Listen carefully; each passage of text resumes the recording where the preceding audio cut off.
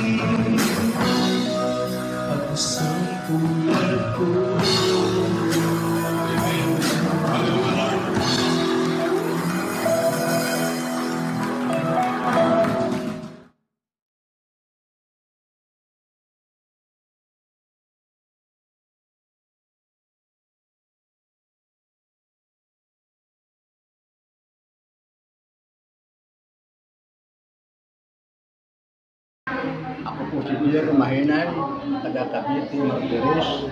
Ako po pumunta rito sa Bulacan sa Baliwag upang ipabautismo sa pangalan ng Panginoong Jesucristo. Pabautismo po ako sa isang mga aral na sa Brother Billy Santiago. Ako po nagpapasalamat dahil ako po nabautismuhan sa pangalan ng Diyos Ama at sa banal na Espiritu Santo at sa ating Panginoong Jesucristo. Salamat po sa Diyos na ako po nabautismuhan na ngayon. Maraming po. And winner.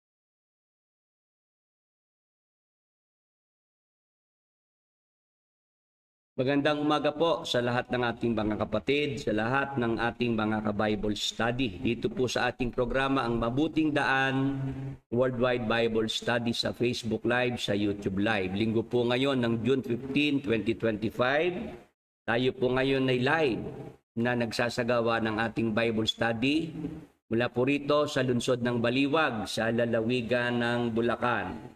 Tayo po'y napapanood ng ating mga kababayan dito sa Pilipinas at ng ating mga kababayan sa abroad sa pamamagitan po ng live streaming ng Facebook at ng YouTube. Pinewelcome po natin ang ating mga ka-Bible study sa Facebook Live.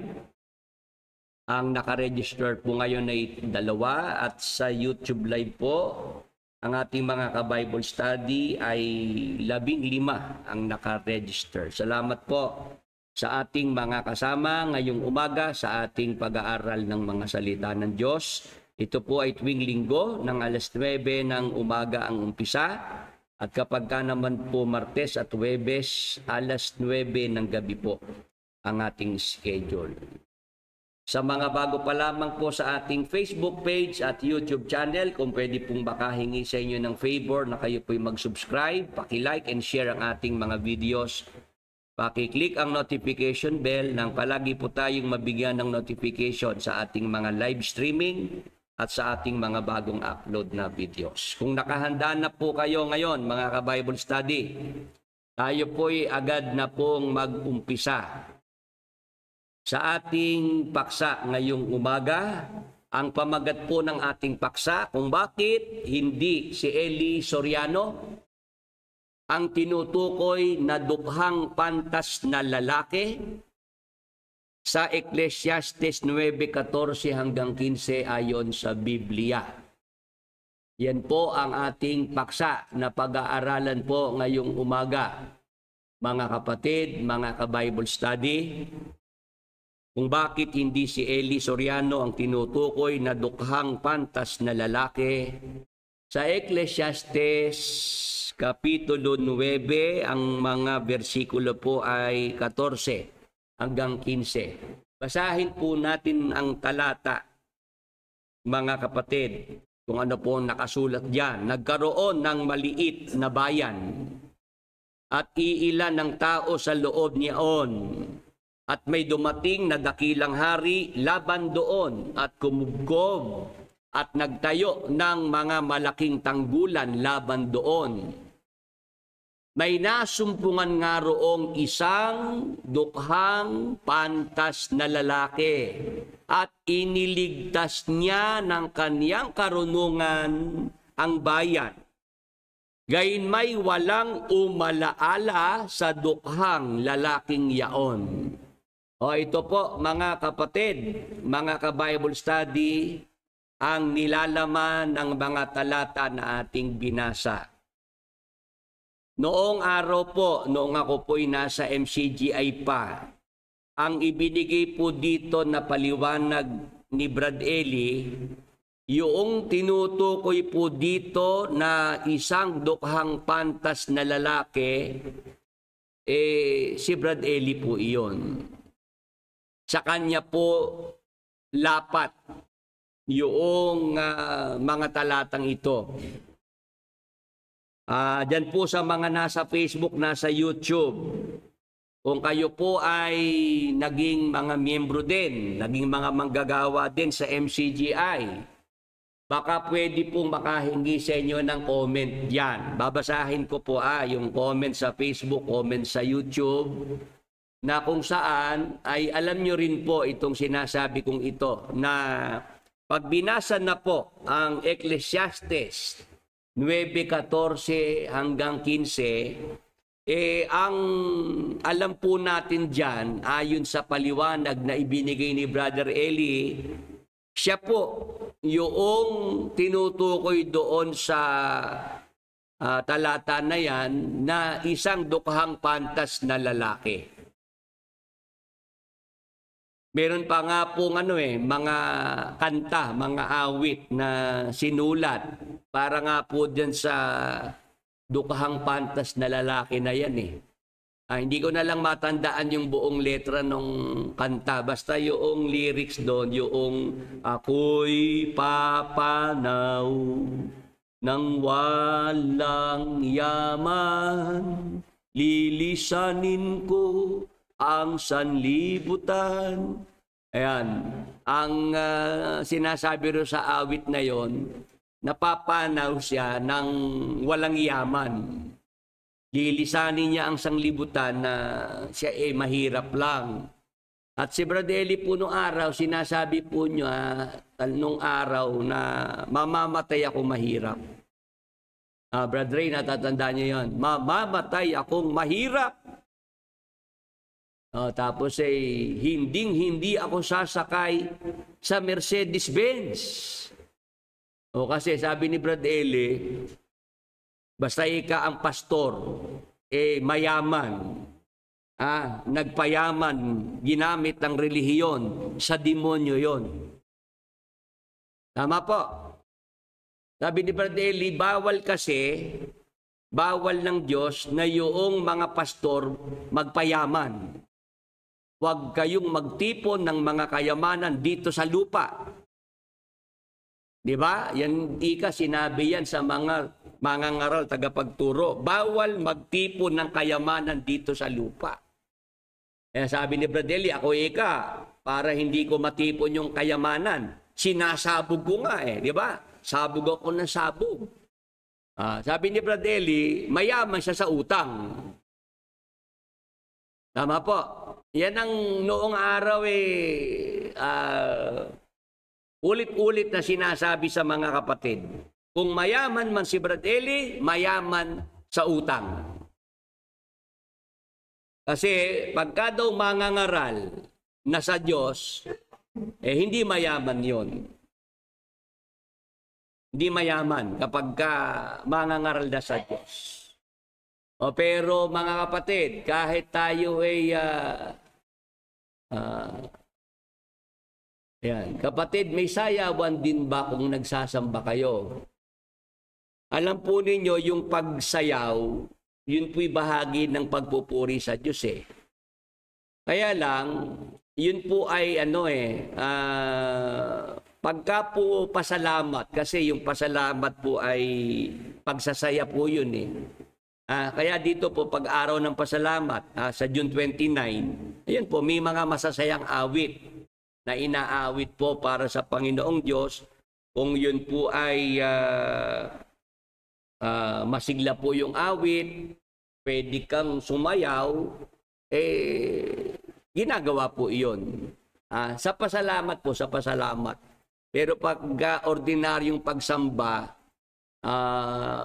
mostly po ang inaawit po rito yung mga solemn songs pagka araw po ng pagsamba. Doon po sa araw ng pasalamat, doon po pagka po talaga may mga awit na masasaya, masisigla at pwede namang sumayaw, hindi naman po bawal ng Biblia yung pagsayaw. Kasi bahagi po yon ng pagpupuri sa Panginoong Diyos. Pag binasa po natin ang aklat ng awit, ang Israel po noon, pagka sila nagpapasalamat, sabi po sa 149:3 ng awit, purihin nila ang kaniyang pangalan sa sayaw. Yan, ginagawa po yan ng mga Israelita nung araw pagka nagpapasalamat sa Diyos. 154 ng awit, purihin ninyo siya ng pandereta at sayaw. Yun po, mga kapatid, sana nasagot ko na po yung inyong tinatanong. Ngayon, ang paksa ko po kasi si Brad Eli yung dukhang pantas na lalaki. Dito po ulit tayo sa ating paksa. Si Brad Eli, para yung mga pastor, yung iba't ibang mga pastor ay puntusan ni Brad Eli, na sinasabi niya, basta ang pastor ay mayaman at nagpayaman ginamit ang relihiyon, ang iglesia, sa demonyo yan. Si Brad Eli, ipinortray po ang sarili niya na siya po'y mahirap lamang. Mahirap lang si Brad Eli. At mamamatay nga raw siyang mahirap. Mamamatay siyang mahirap. Ngayon, dito sa ating paksa, sinasabi po na hindi si Eli Soriano ang tinutukoy na dukhang pantas na lalaki. Sa Ecclesiastes 9:14 hanggang 15, kasi po, si Brad Eli, ginamit po niyang batayan ito para magkaroon po siya ng tinatawag na kahalalan. Magkaroon siya ng authority para maging mangangaral kasi merong di umano, allegedly, Itong dukhang pantas na lalaki na ito, si Brad Eli yun. Nung isulat ni Haring Solomon, itong dukhang pantas na lalaki, ang nasa isip ni Haring Solomon, si Brad Eli Soriano. Hello? Ha? Yung mga nasa Facebook, nasa YouTube, pwede po ba kayong mag-comment dyan? Kasi po, si Haring Solomon, ang nagsulat po ng aklat na ito, Ecclesiastes, mga ngaral. Pag pinag-aralan natin, habang sinusulat pala ni Haring Solomon, itong tungkol sa dukhang pantas na lalaki, nasa isip ni Haring Solomon, si Brad Eli. Si Brad Eli, ang nasa isip ni Haring Solomon, nung sinulat po niya yung dukhang pantas na lalaki. O ngayon, bakit po si Brother Willie ngayon po ay gusto pong bigyang linaw yan na hindi si Brother Eli yan? Kasi nandyan pa po yung mga luma kong video, recorded video, nung ako po ay tinatanong sa programa ni Don Manolo Fabis. Minsan kasi na-share sa akin yun Brother Willie, ano masasabi mo dyan? Kasi boses ko yun nandun Ako nga yung nagsasalita. Sabi ko, Don Manolo, lapat na lapat po kay Brad Eli yung dukhang pantas na lalaki na yan. Bakit ko po yun sinabi? Kasi yun ang tinuro sa akin ni Brad Eli nung araw. Malakas ang loob ko na sabihin na nakalapat kay Brad Eli Soriano yung dukhang pantas na lalaki. Ngayon, dahil ako po'y nag-exit sa MCGI noong 2009 o ipinagkaloob ng Holy Spirit at tinuro sa akin, pinaunawa sa akin ng Holy Spirit na hindi si Brother Eli Soriano yung dukhang pantas na lalaki. Bakit? Kahit hindi pa tayo magbasa sa Biblia, wala munang babasahing Biblia. Pag pinag-aralan natin, si Brad Eli ba ay namatay na dukha? Natupad ba yung sinabi ni Brad Eli, mamamatay akong mahirap? Hindi ba si Brad Eli nung pumanaw, nung siya'y mamatay, di ba diyan napulubitaw yung mga napakarami niyang mga properties, napakarami niyang ari-arian, di po ba? Sa Brazil, ilang mansyon ang pinatayo sa Brazil? 20. Tapos, meron pang Area 52 na nightclub. Meron pang yung salute na kanyang negosyo rin, di ba? Tapos pati yung mga luxury cars sa Brazil.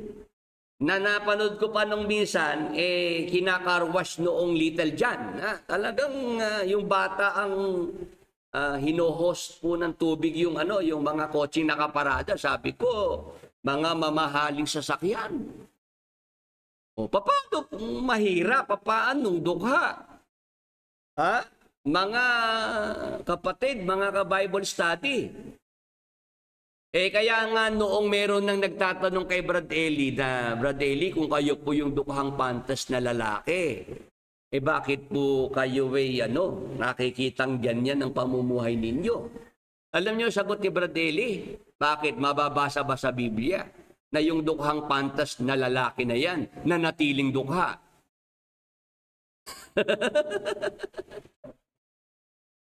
Halata pong nagpapalusot na lang. Kasi nakita na nagbago na nga po yung lifestyle ni Brad Eli Nagbago na na siya po ay talagang mayaman na. Dito pa lang sa Apalit, Pampanga, di pa siya umaalis ng Pilipinas nakita ko na nagbago na talaga yung lifestyle ni Brad Eli. Kaya nga nung panahon na yun, nag-iisip-isip na ako Kasi nung 1990, nung ako po'y naging miyembro dyan, tapos natira pa ako ng Apalit, Pampanga, no, sa Central. Nakita ko yung umpisa, talagang simpleng buhay lang si Brad Eli. Simple lang yung kwarto niya, yung kanyang higaan. Simple lang yung punda nung kanyang unan. Yun ho bang ano lang ng tawag doon, yung katsa. Yung sa may supot ng harina. Yun lang nung araw. Ganun Brad Eli lang yung aking sinamahan nung umpisa. Na nagturo sa akin na ang relihiyon ay sakripisyo, hindi benepisyo. Kaya dapat pagka magmamanggagawa, hindi ang hinahabol mo sweldo. Dapat magmamanggagawa ka, nakahanda kang magtiis, nakahanda kang magsakripisyo. Yun ang yan ang tinuro sa akin ni Brad Eli. Pero nung bandang huli, nakita ko nawala na yung sakripisyo benepisyo na ang nakikita ko yung mga lumapit din kay Brad Eli, mga nadikit din kay Brad Eli, nakapalibot kay Brad Eli, sila po yung mga sumagana Sila yung mga namunini. At hanggang ngayon, di ba nakikita naman, may mga KNP, yung magpartner na Efren at Resty, sila yung obvious na nakapagpundar May mansyon sa abroad, may mansyon dito sa Pilipinas. Saan naman ang galing yung saan man ang galing yung para makapagpatayo ng mansyon yung mga iyan? Kilala ko rin naman sila Mga dati rin naman kukulo-kulo ang tiyan. Pero bakit nagkaganyan? Kasi nga, yung ginawa nila sa relihiyon. Yung dating pinupunan ni Brad Eli na mga pastor na matatakaw, walang kabusugan, sa pakinabang, nagpapayaman, lahat ng yun bumuwelta kay Brad Eli para po bang yung sinasabi ng matatanda na dumura sa langit, bumagsak sa muka. Ngayon, patunayan po natin sa pamamagitan po ng mga salita ng Diyos sa Biblia na hindi si Brad Eli Soriano ang tinutukoy na dukhang pantas na lalaki sa Ecclesiastes 9:14 hanggang 15. Bakit? Ano po ang mga dahilan sa Biblia? Sa Biblia po ako magbabatay sa Biblia. Bakit hindi si Eli Soriano ang tinutukoy na dukhang pantas na lalaki? Yan ang ating paksa at agad na po nating umpisaan mga kapatid ang ating paksa. Gusto ko lang ipapansin sa ating mga ka-Bible study ngayong umaga, yung 9:15 ng Ecclesiastes. May nasumpungan nga roong isang dukhang pantas na lalaki at iniligtas niya ng kanyang karunungan ng bayan.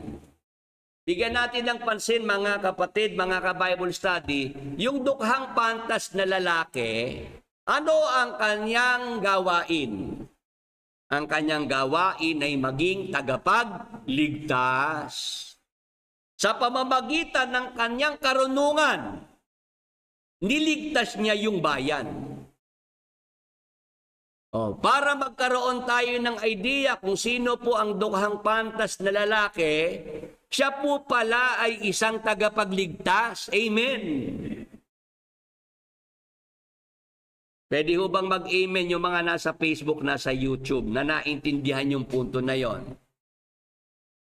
Ang dukhang pantas na lalaki, ayon po sa sulat ng Haring Solomon, isang tagapagligtas. Ang bayan niligtas nung dukhang pantas na lalaki sa pamamagitan ng kanyang karunungan. Ang tanong, sino ang dukhang pantas na lalaki na isang tagapagligtas? Basa. Sa 2 Korinto 8:9, ganito po ang nakasulat, mga kapatid, mga ka-Bible study. sapagkat nalalaman ninyo ang biyaya ng ating Panginoong Hesukristo, na bagamat siya'y mayaman, gayon may nagpakadukha dahil sa inyo, upang sa pamamagitan ng kanyang karukhaan ay magsiyaman kayo. Mga kapatid, mga ka-Bible study, inaalam po natin yung sinasabi ni Haring Solomon na dukhang pantas na lalaki na tagapagligtas. Bakit po hindi si Brad Eli Soriano yon? Kasi ang nakasulat sa Biblia, ang ipinapakilala ng Apostol Pablo, si Jesus Christ. Amen. Sabi po ng Apostol Pablo, sapagkat nalalaman ninyo ang biyaya ng ating Panginoong Hesukristo, na bagaman siya, si Jesus Christ, mayaman. Ano po ang kalagayan ni Jesus Christ? Mayaman po siya. Paano po siya naging mayaman? Bilang Diyos, bilang Panginoon, may-ari ng lahat ng bagay. Amen. Yung mga nasa Facebook, nasa YouTube, mag-comment naman. Para naman po, alam ko kung kayo po'y nakikinig ng mabuti dyan. Paki-refresh din itong aking monitor. Baka naman ang monitor ko ang hindi gumagalaw. Malaman ko lang kung yung mga nakikinig ay maayos ang pakikinig nila. Sinasabi ng Apostol Pablo, si Jesus Christ, bagaman mayaman. Ngayon, paano natin mauunawaan yung sinabi na mayaman si Jesus Christ? Yung kaniyang original na kalagayan, mayaman siya in the sense na siya po yung Diyos, Panginoon, may likha ng lahat ng narito sa mundo. Kasama si Jesus Christ nang lalangin ang mundo. Amen. Lahat ng narito sa lupa, kaya po yan nalikha sa pamamagitan ni Jesus Christ. Tama po. Sabi sa Biblia, lahat ng pilak, lahat ng ginto ay akin, sabi ng Panginoon. O kaya nga mayaman ng ating Panginoong Hesukristo bilang Diyos. Tama po. Pero ano po sabi? Gayunmay, nagpakadukha dahil sa inyo. Meron po palang nangyaring pagbabago sa Panginoong Hesukristo. Ano po yun? Dati siyang mayaman, naging dukha. Ayan. Dating mayaman, naging dukha. Si Brother Eli, dating dukha, naging mayaman.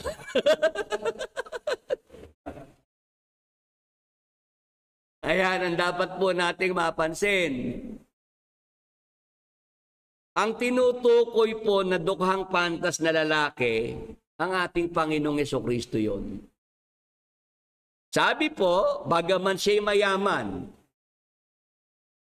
bilang Diyos, mayaman si Jesus Christ. Pero may nangyari na pagbabago Gayon may nagpakadukha dahil sa inyo, upang sa pamamagitan ng kanyang karukhaan ay magsiyaman kayo. Ano dapat nating maintindihan dito?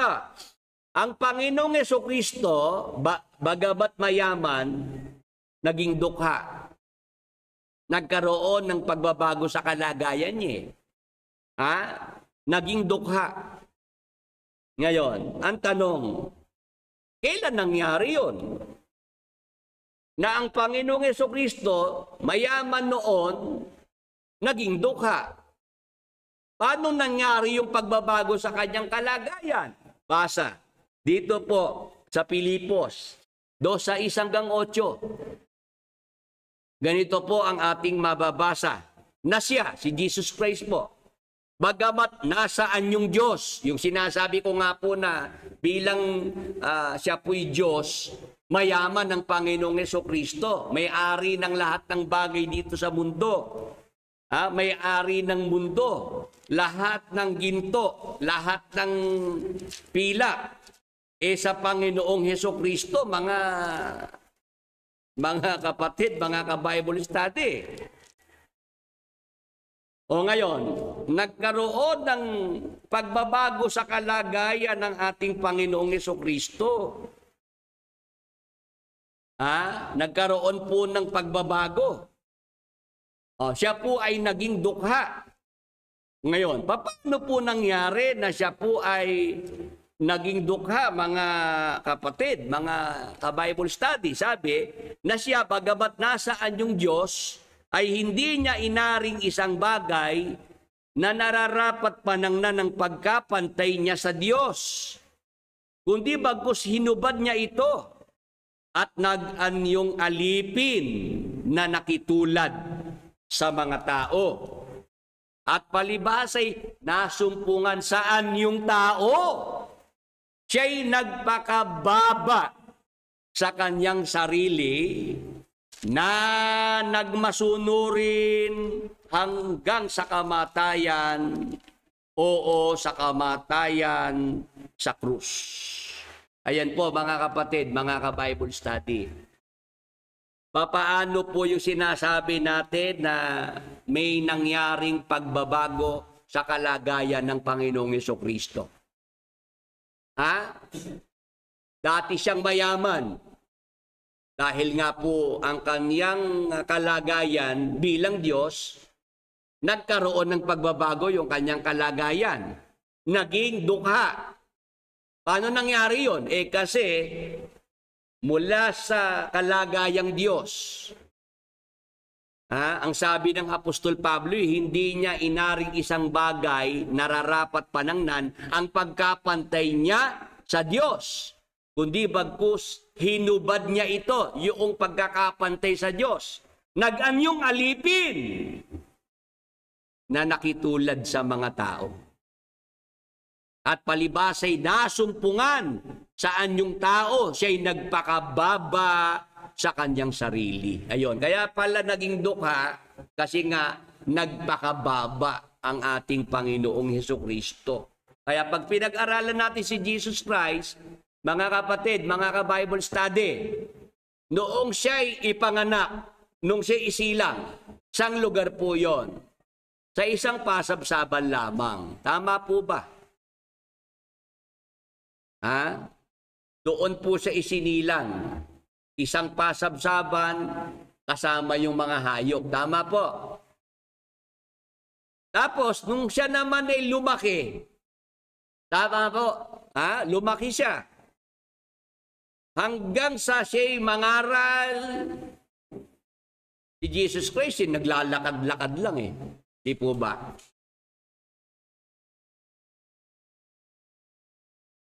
Kaya nga yung mga tao, hindi mapaniwala ang siya yung Mesias kasi kilala nila Tama po. Hanggang sa siya'y mamatay. Ano po ang libingan ni Jesus Christ? Hiram na libingan. Pinahiram lang sa kanya yung libingan nung mayaman na si Jose ng Arimatea. Tama po ba? May kausap po ba si Brad Willie ngayong umaga? Diyan sa Facebook at sa YouTube. Si Jesus Christ, pagka pinag-aralan natin yung kanyang ipinamuhay dito sa lupa, mula ng isilang hanggang sa mamatay, dukha si Jesus Christ. Amen.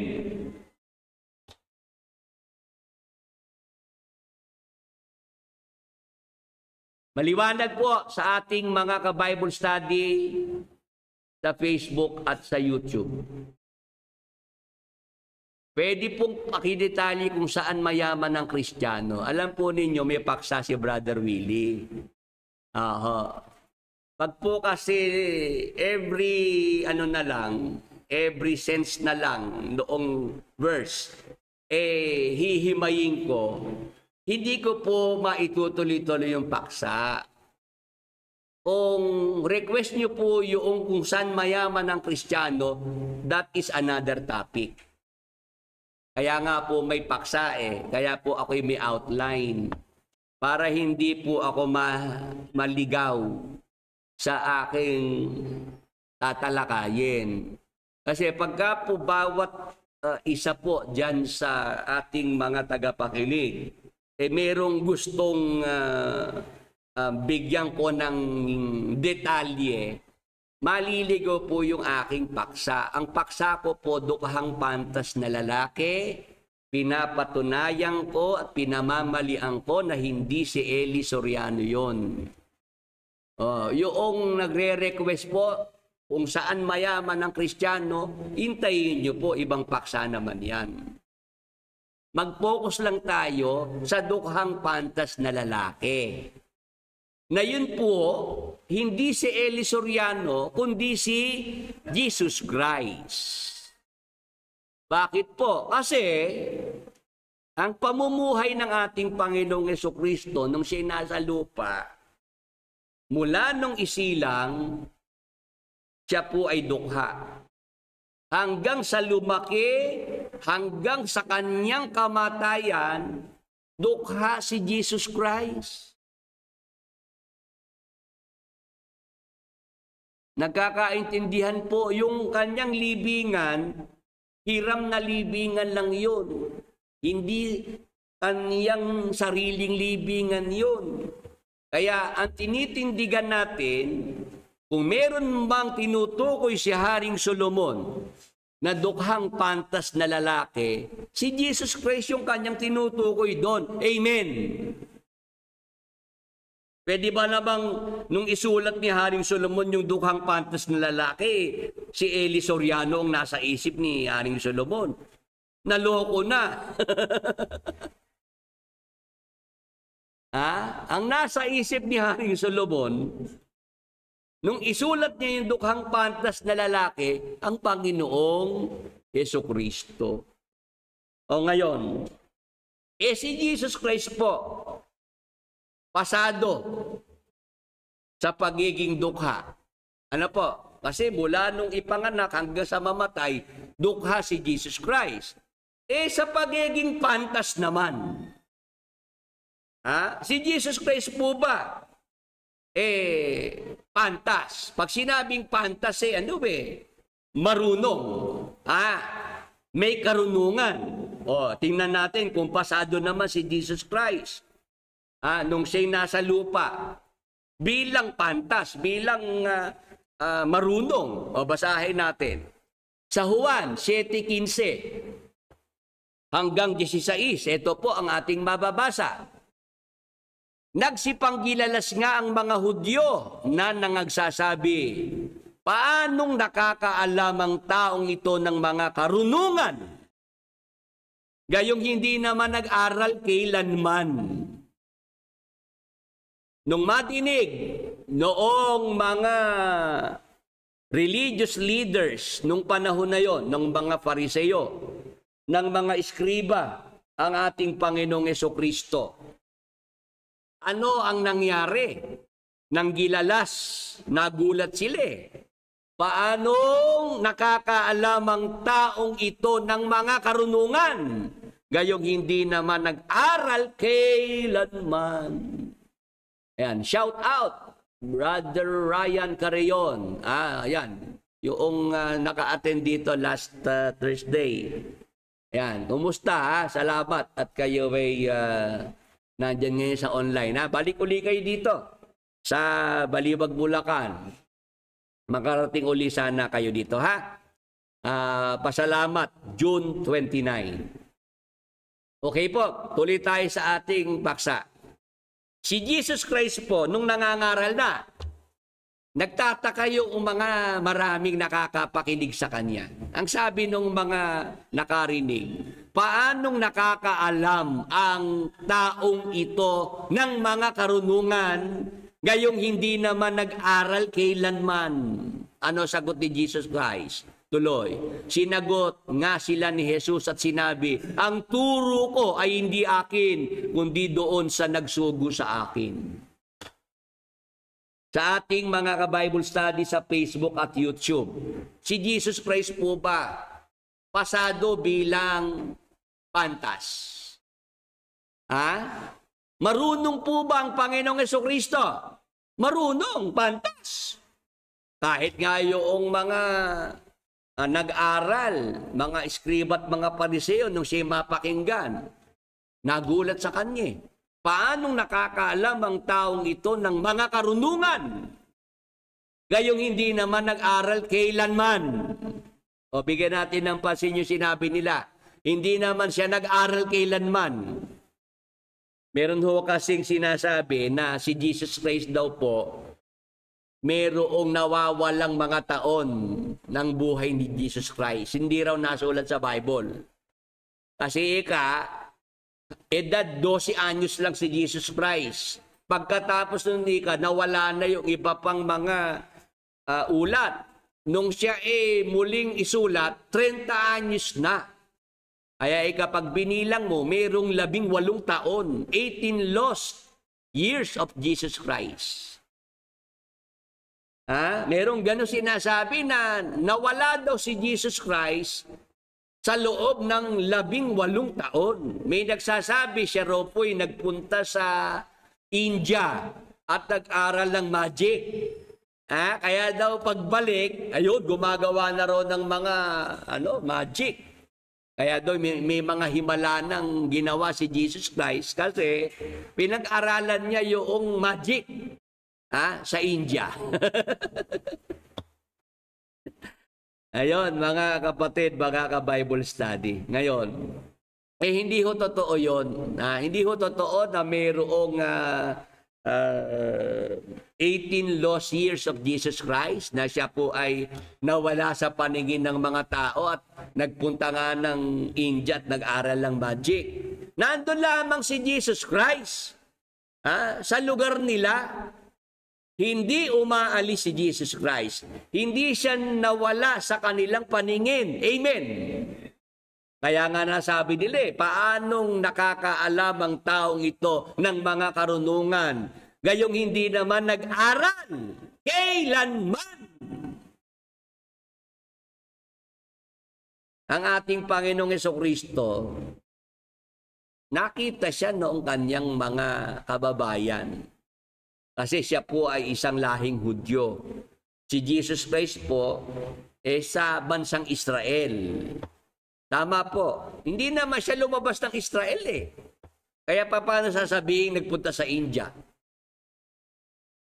Ang kanyang mga kababayang Hudyo, nasubaybayan ang buong buhay ni Jesus Christ. Ang tanong, ano ang ginagawa ni Jesus Christ doon sa 18 years? Ano ang kanyang pinagkakaabalahan? Bago siya mangaral, bago siya magturo, yung kanyang ministeryo bilang mangangaral ng Diyos. Basahin natin, Marcos 6:3. Ito po ang ating mababasa. Hindi baga ito ang anluwagi,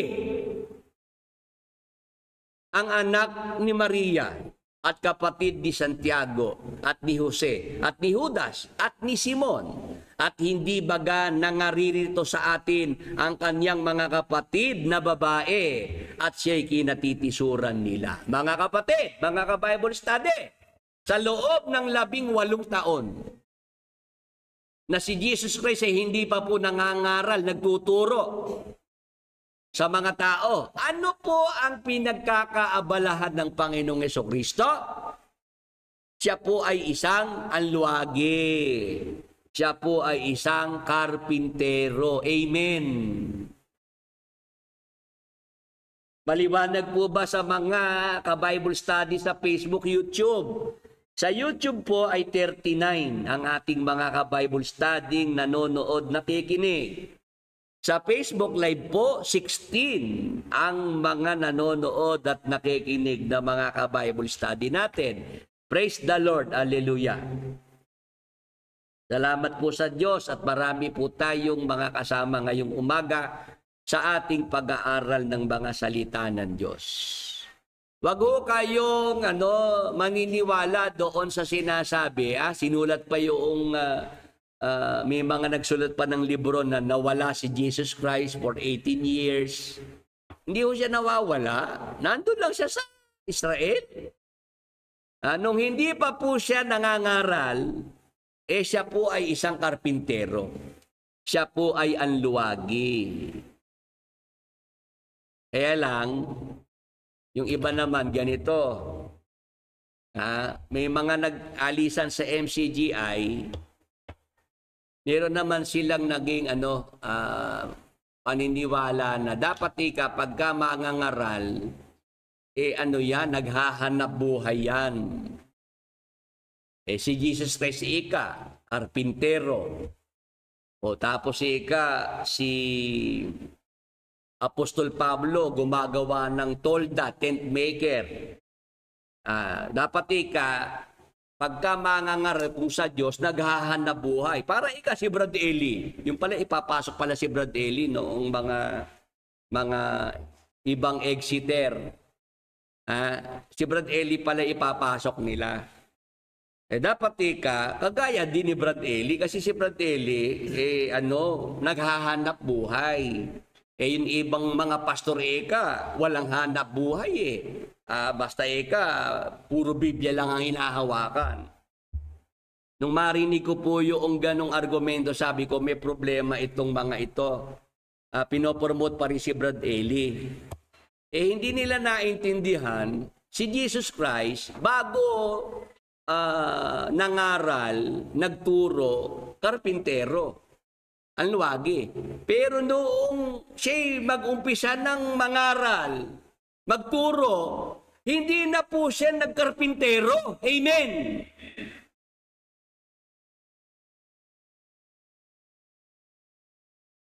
Huminto na si Jesus Christ sa pagkakarpintero at nag-focus sa pangangaral, sa pagtuturo. Si Brad Eli, ano ang ginawa? Sabi ni Brad Eli, pinagsabay niya yung kanyang paghahanap buhay sa pangangaral. O ano po nangyari? Ano nangyari? Dahil si Brad Eli walang focus sa pangangaral, hati ang isip. Dahil lalo noong nagtayo na pala Brad Ray ng Area 52 sa Brazil. Nagtayo na noong Salud, di ba? Sa Brazil. Di lalong nawala sa focus. At si Brad Eli, umamin na nung araw, nung kami magkasama pa, hindi na siya nagbabasa ng Biblia. Sa akin na nga lang umasa si Brad Eli nung araw Ako na lang ang nagbabasa ng Biblia. At si Brad Eli, nagba-Bible exposition, pero sinabi niya, hindi na niya nagagawang magbasa pa ng Biblia. Bakit? Sobra na siyang occupied. Kaya nagsaper tuloy ang pagtuturo. Tinamaan yung pagtuturo ni Brad Eli. Doon na po pumasok yung mga mali-mali niyang turo. Kasi wala nang focus sa pagtuturo, sa pangangaral si Brad Eli. Ngayon, kabaliktaraman ni KDR. Si KDR, nakapokus naman, saan? Hindi sa pangangaral.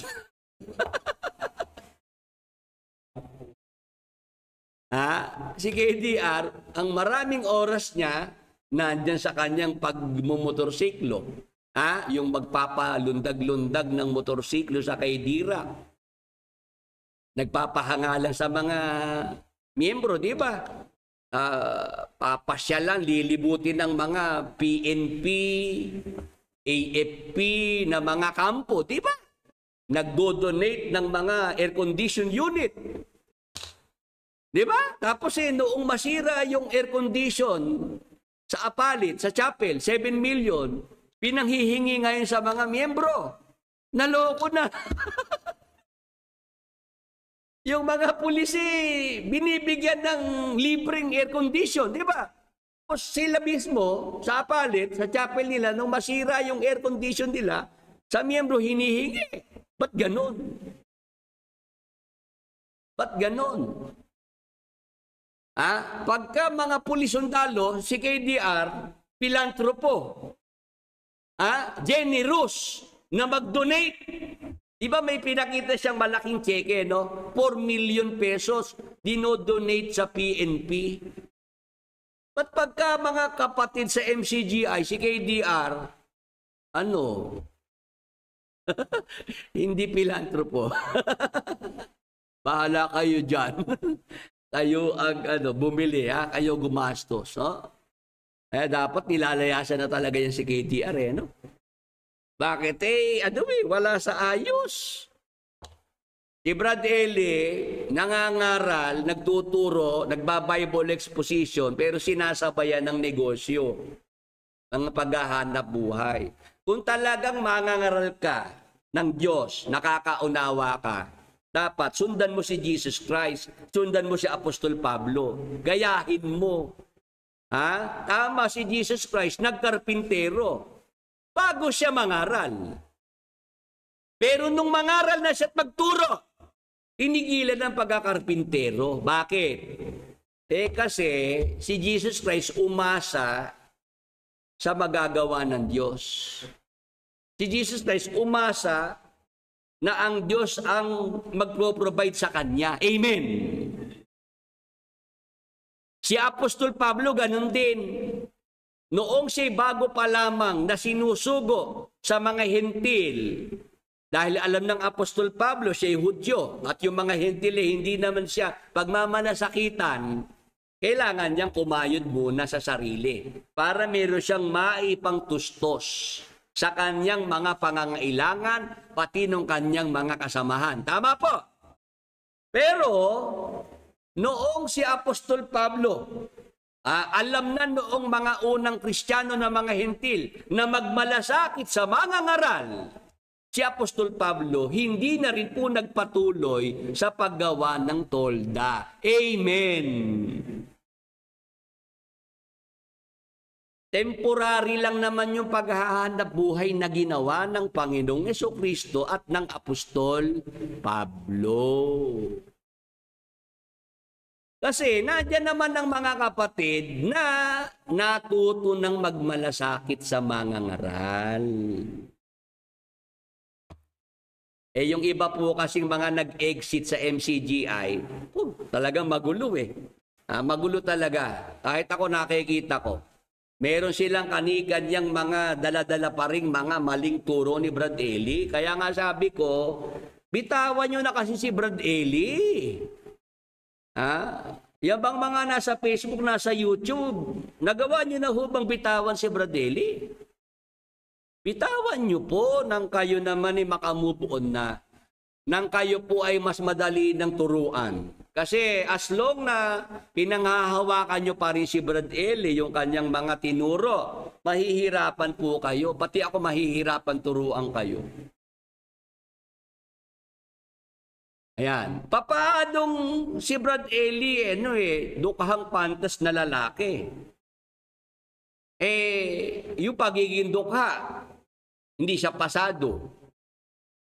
Mayaman si Brad Eli nung pumanaw, di ba? Mayamang-mayaman. Hindi lang siya mayamang-mayaman. $80 million. 4 billion pesos ang katumbas ng kanyang kayamanan. Yung nasa Brazil, yun, yung mga properties doon ang naging tagapagmana si private nurse Oo. Yung private nurse, si Yuli.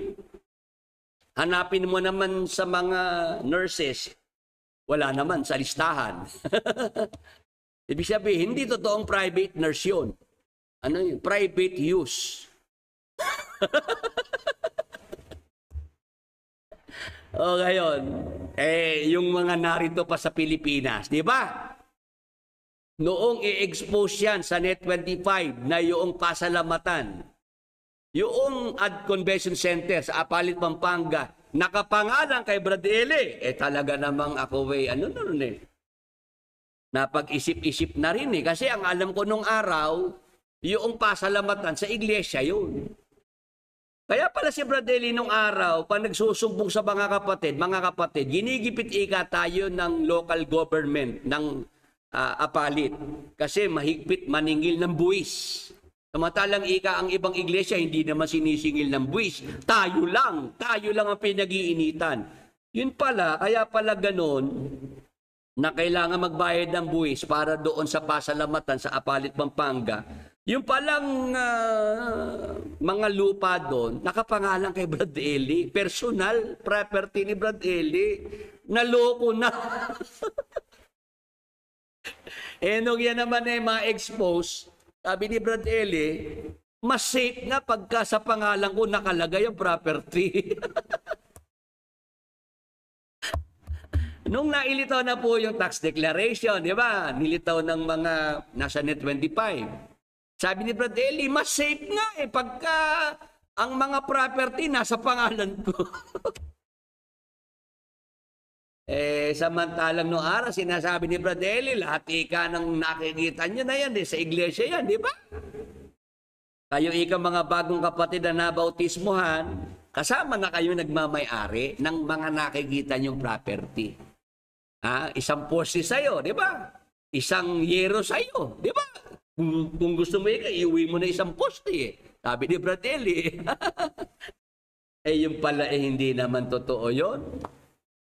Talagang si Brad Eli po ang nagmamay-ari noong mga property na naipundar ng mga kapatid. Kasi mga miyembro po ang nagpundar niya, kaya lang inangkin ni Brother Eli, pinangalan sa sarili niya. Kung meron man siyang ipinapakitang dokumento na kasulatan na lahat ng property nakapangalan sa kanya ay sa iglesia, hanapin niyo yung papel na yon. Wala na ho yun. Isang papel lang yon na hindi pa notaryado ng abogado na si Brad Eli lang din ang nagtago. Kaya kawawa yung mga yung mga miyembro diyan na naiwan pa, na ayaw pang bumitaw, na sila ipanatigo pa rin. Sige, kayo din, mauubos kayo diyan. Kasi si KDR hanggang ngayon naghahamon pa rin ng ubusan Huwag kayong papatol sa ubusan ni KDR, kayo mauubos. Si Jesus Christ po, ang dukhang pantas na lalaki. Hindi si Brad Eli Soriano yun. Kasi sa pagiging dukha, bagsak si Brad Eli. X. Dahil siya po, pumanaw na mayamang-mayaman si Brother Eli. Ngayon, sa pagiging pantas naman, hindi rin pasado si Brad Eli bilang pantas. Maraming mga maling tinuro si Brad Eli. Halimbawa, hindi raw kasal sina Jose at Maria. Hindi raw mababasang nagpakasal yung dalawa, Jose at Maria. Sabi, samantala sa Biblia mababasa, nagpakasal. Babasahin ko po sa inyo. Sa aklat ng Mateo, sa magandang balita, Biblia na salin, 1 ng Mateo, sa talatang 24, magandang balita, Biblia. Nagpakasal po itong mag-asawang Jose at Maria. Kay Brad Eli, hindi raw po nagpakasal Nang magising si Jose, sinunod nga niya ang utos ng anghel ng Panginoon at pinakasalan niya si Maria.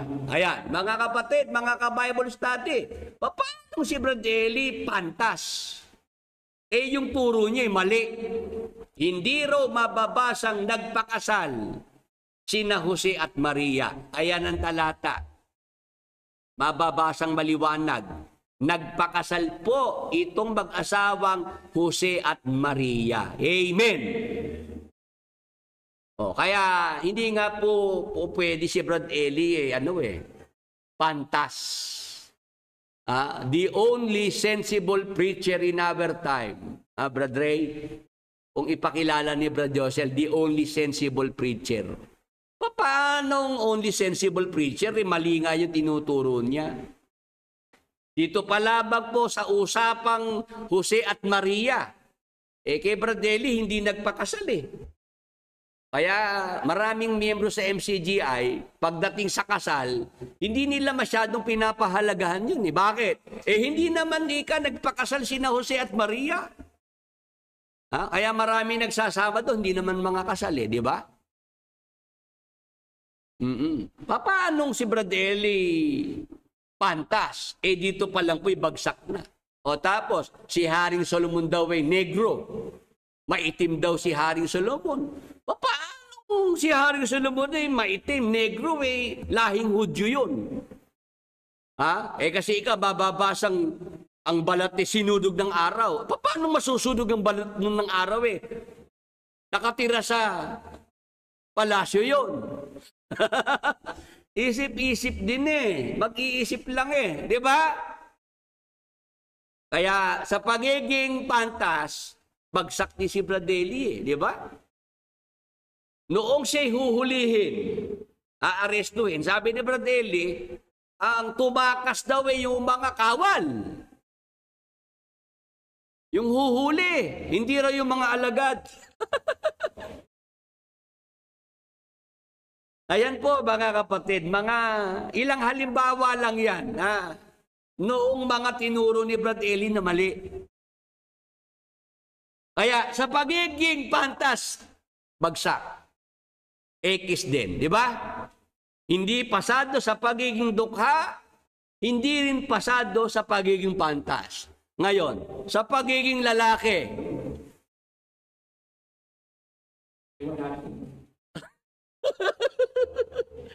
sa pagiging lalaki po, bahala na ho kayo. Kasi kung lalaki talaga si Brad Eli, di niya dapat tinakasan yung mga kaso niya. Dapat hinarap niya yon. Kung talagang lalaki siya. Tama po ba? Kasi si Jesus Christ, hinarap yung kanyang kaso di ba? Si Apostol Pablo, hinarap din yung mga kaso niya. Si Brother Willie, humarap din sa mga kaso na ikinaso sa akin ng MCGI. Dalawang kaso po yan, hinarap po kahit ako'y makulong pa.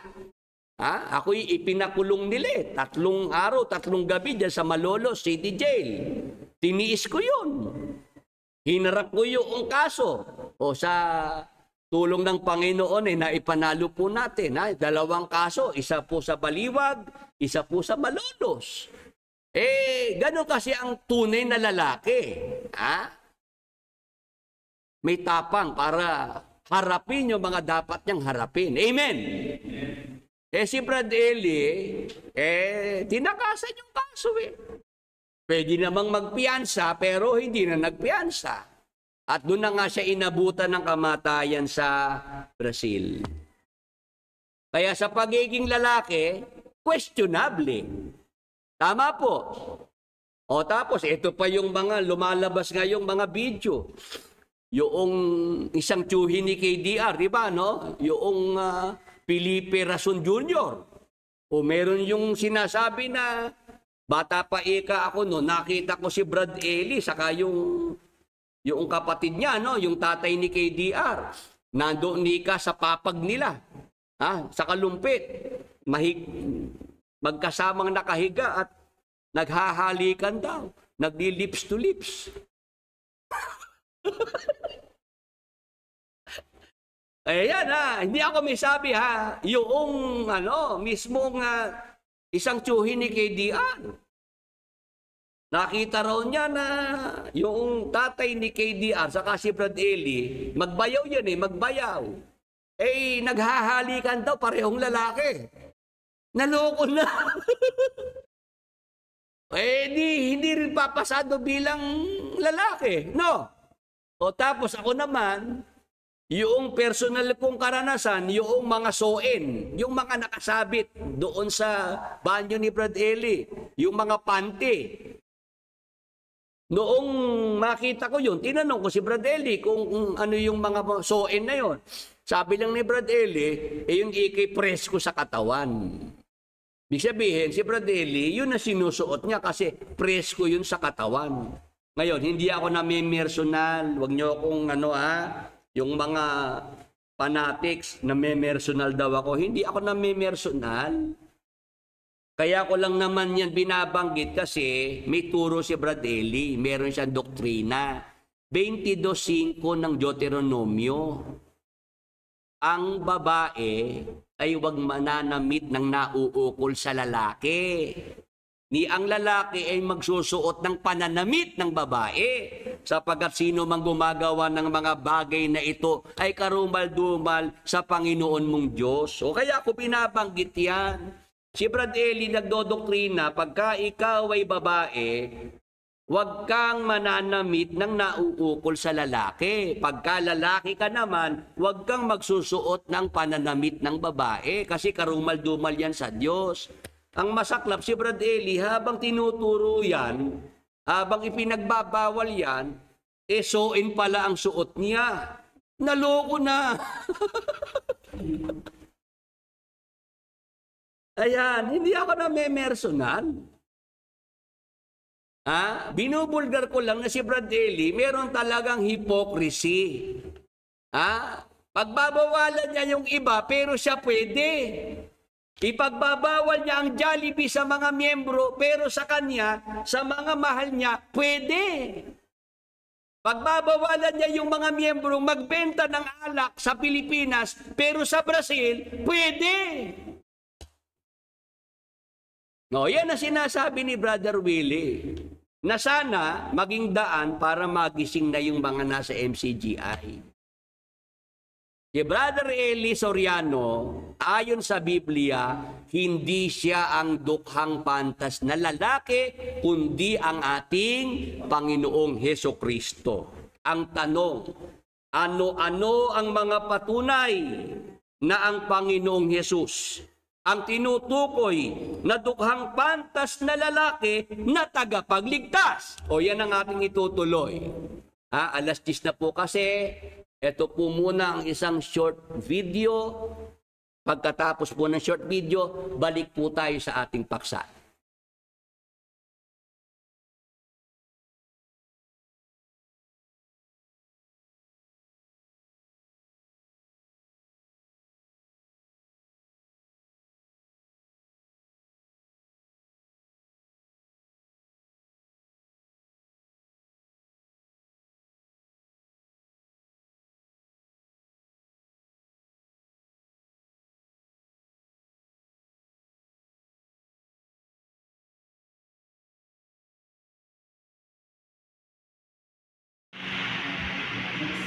Magandang hapon po. Ako si Catherine Sue Perez po. Ang aking tunay na pangalan.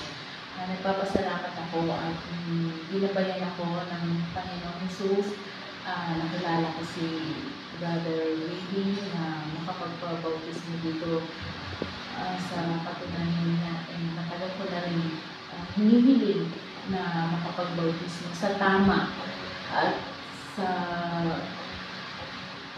pakiramdam ng aking puso na ito ang tama na aking dapat gawin. So, napapasalamat ako sa Panginoon sa paggabay niya sa amin at itinuro niya sa akin kung saan ako dapat magpapautismo. So, maraming salamat po sa pagkakataon ito.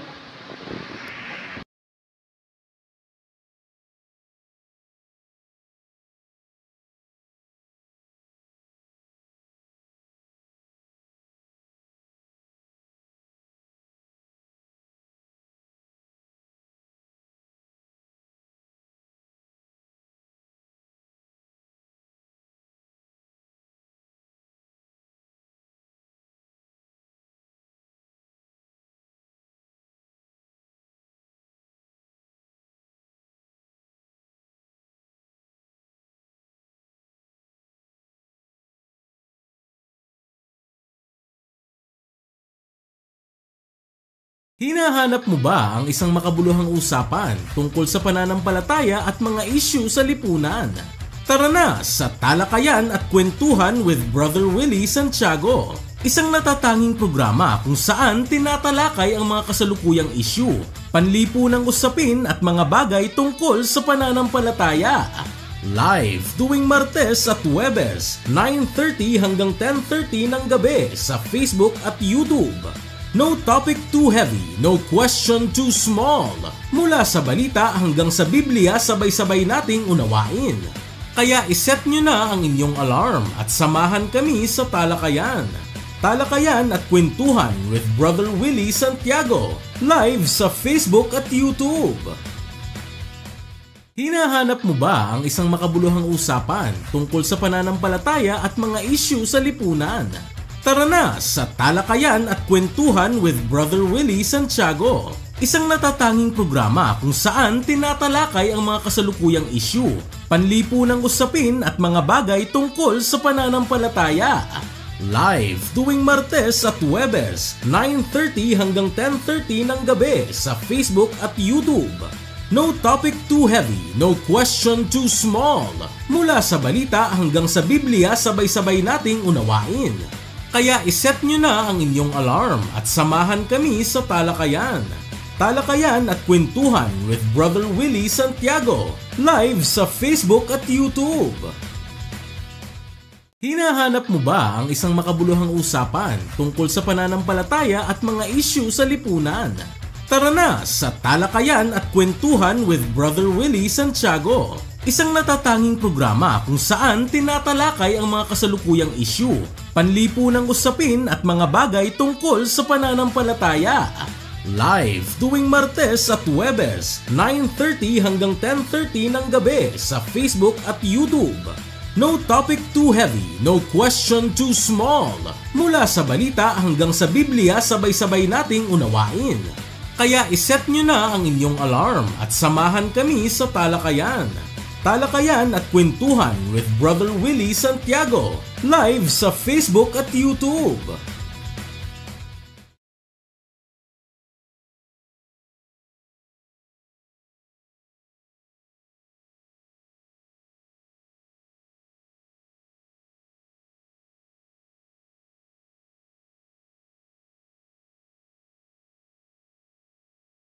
Muli po, magandang umaga sa lahat ng ating mga kapatid, sa lahat ng ating mga ka-Bible study. Magpatuloy po tayo sa ating paksa na tinatalakay.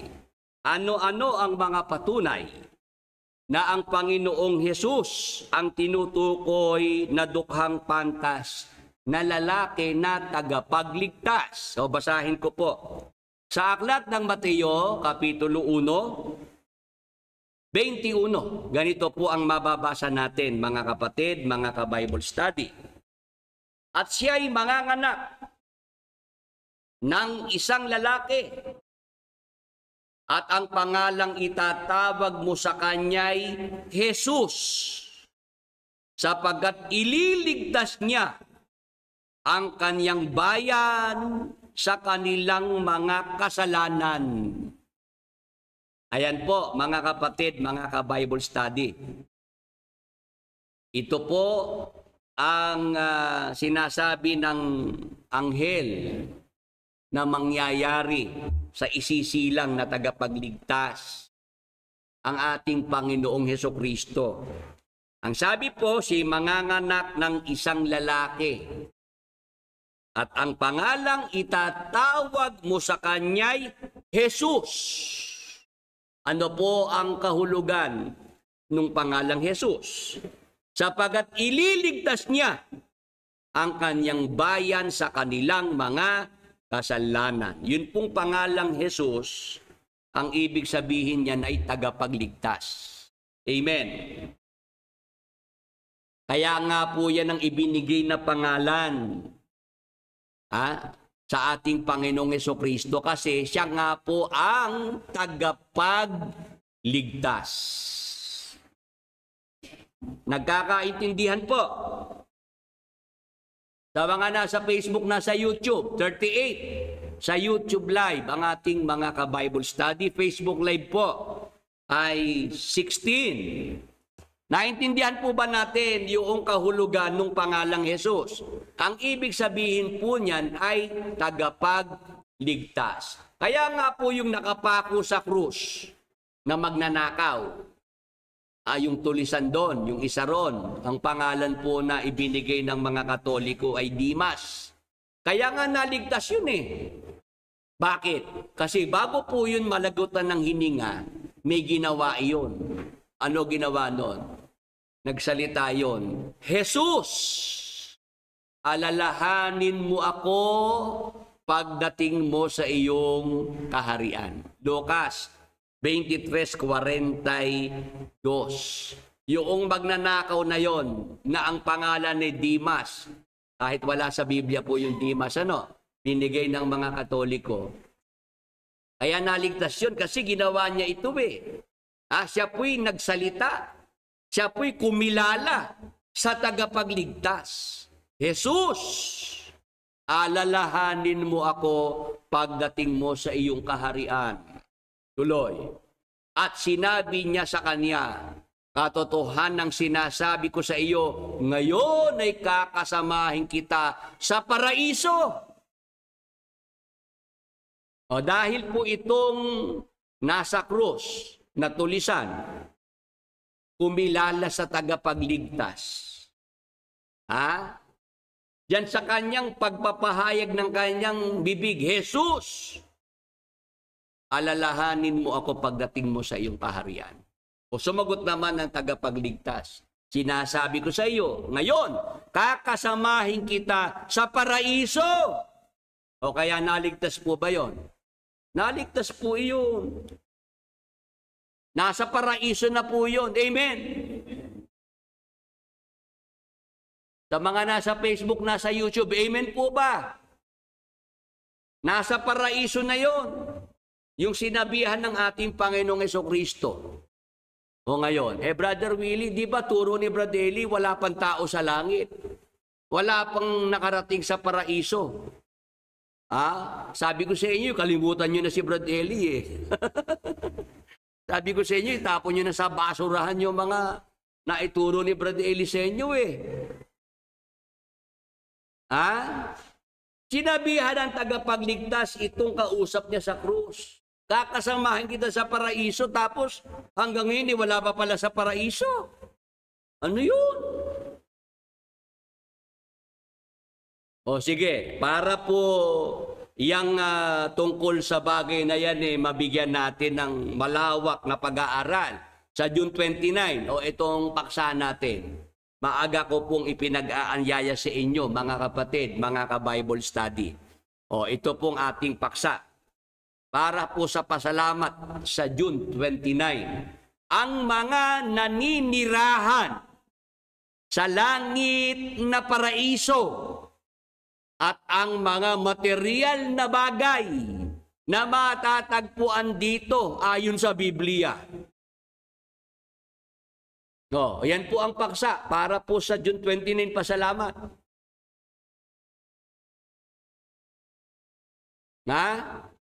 Meron na palang mga residente. Meron na palang mga nakatira, naninirahan sa langit na paraiso. Tapos sa langit na paraiso, may mga material na bagay na matatagpuan sa langit na paraiso ayon sa Biblia. Hindi ba yan pagka pinag-aralan magkasalungat kami ni Brad Eli? Magkaiba kami ng turo. Kaya paano sinasabi nung matanda na duplicate daw ako ni Brad Eli? Brad Ray, naintindihan kaya nung matandang Felix yung salitang duplicate? Duplicate daw ako ni Brad Eli Pares daw kami ni Brad Eli ng tinuturo Paanong duplicate? Kay Brad Eli, wala pang tao sa langit na paraiso. Samantalang ako, tinuturo ko, meron na. Tapos kay Brad Eli, sa langit na paraiso, walang material na bagay. Wala nga daw hayop sa langit ako sinasabi ko, meron. May mga material na bagay nasa langit na paraiso. O kung interesado po kayo, di sa pasalamat sa June 29, yan ang ating paksa. Dumalo po yung mga makakarating dito sa Baliwag, Bulacan. Para personal nyo pong mapakinggan yung paksa na yan. O ngayon, balik na po tayo sa ating paksa, mga kapatid, mga ka-Bible study. Ano-ano po yung mga patunay na ang Panginoong Hesus ang tinutukoy na dukhang pantas na lalaki na tagapagligtas. Yung pangalang Hesus, ang kahulugan po ng tagapagligtas. Kaya nga yung nakapako sa krus, naligtas yun kasi kumilala siya sa tagapagligtas. Amen! Yan, dapat po kasi magawa ng tao, kahit sa bingit ng kamatayan, magawa niyang kumilala sa tagapagligtas. Magawa niyang magbalik loob sa tagapagligtas. Kahit sa bingit na po ng kamatayan. Kay Brad Eli lang naman yung yung ayaw niya nung may ganun Unfair daw yun, unfair. Para kay Brad Eli na si Brad Eli, 50 taon naglingkod sa Diyos. Tapos ito ngayon yung isang halimbawa na aksidente at naghihingalo. At talagang yung hininga hinuhugot na lang, di ba? At yun tumawag sa Panginoon at nagsisi. Kay Brad Eli, ayaw niyang maligtas yun. Magpoprotesta raw siya.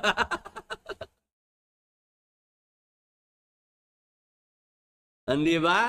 Bakit naman gano'n? Si Brad Eli, ayaw niyang bigyan ng pagkakataong maligtas yun. Samantalang, sabi sa Biblia, ibig ng Diyos lahat ng tao maligtas. Di ba? But si Brad Eli, ba't kung kailan siya mamamatay, saka na lang siya magbabalik loob sa Diyos. Hindi ba unfair yun? Kasi ako 50 taon ako na naglingkod. Tapos siya naghihingalo na. Nung maisipan na lang magbalik loob sa Diyos. Hindi tayo dapat ganon mga kapatid. Kasi ang Diyos na may-ari ng langit, ibig niya lahat ng tao maligtas. Kay Brad Eli nung araw, pagka nakita ko sa langit, yung tao na yon, bakit siya nasa langit? Magproprotesta ako sa langit, sabi ni Brad Eli, di ba?